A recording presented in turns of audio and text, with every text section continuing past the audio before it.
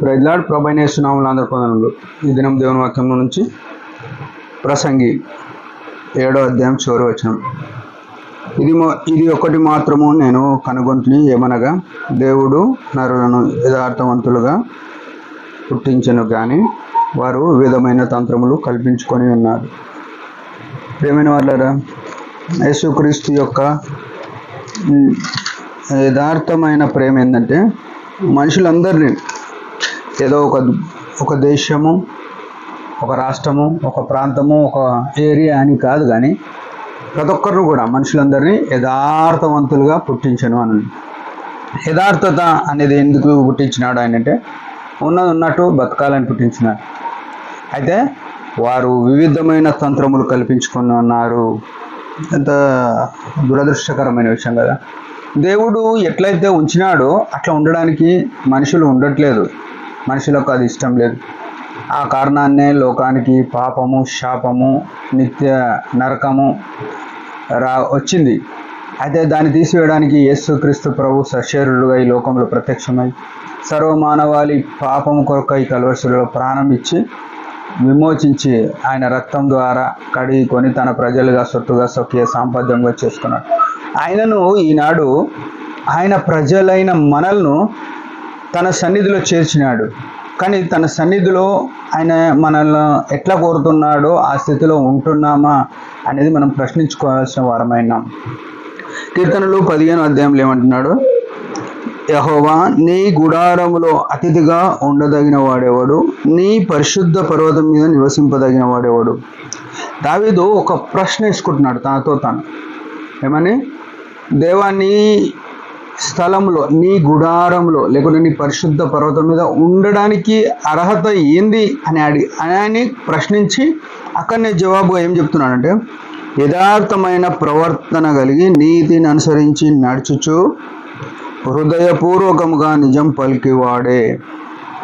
ఇది ఈనాడు దేవుని సంఘములో, సేవలో, పరిచర్యలో, బోధలో, ఇంకా పలు విషయాలలో దేవుని సంఘంలో ఉన్న మనము ఇవి కలిగి లేకుండా చేస్తున్నామంటే దీన్ని అంతటిని బట్టి ఏంటంటే వివిధమైన తంత్రాలలో ఉన్నట్టు లెక్క.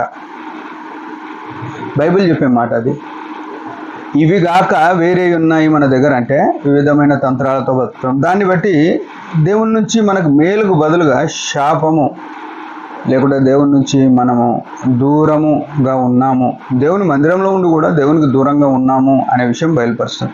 ఏమంటున్నాడు? యథార్థమైన ప్రవర్తన. ఈనాడు యథార్థవంతులుగా కనబడేటోళ్ళు ఎవరున్నారు? ఎట్లాంటి భయంకరమైన దినాలు. ఎవరు మాట్లాడే మాట నమ్మాలో నమ్మద్దో తెలుస్తలేదు.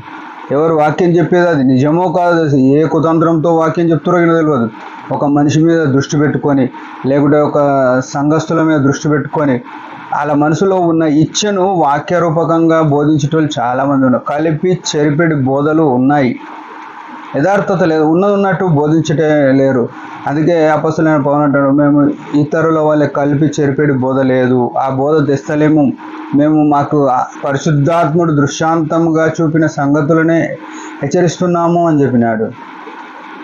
మనం ఏం చెప్తున్నామో వాక్యం చెప్పే ముందు మనం ఒకసారి ఆలోచన చేయాలి మన ప్రవర్తన. రెండో విషయం ఏంది? నీతి అనుసరించుచు అంటున్నాడు. అంటే నీతిని అనుసరించి అంటే నీతిగా నడుస్తూ అని మాట్లాడుతున్నాడు. ఇలా నీతి అనేది దీపం పెట్టి ఎతికినా దొరకని పరిస్థితి. నీతిమంతుడు లేడు, ఒక్కడు లేడు అని యేసుప్రభు చెప్పినాడు. శిలువ రక్తంతో మనల్ని కడినాక మళ్ళా నీతి కనబడట్లేదు. అనీతిమంతులంగా, శరీరానుసారులంగా, స్వప్రయోజనము విచారించుకునే వారంగా ఉంటున్నాము. దేవుని సంఘంలో ఇట్లుంటే మనం వివిధమైన తంత్రాలు కల్పించుకున్నాం.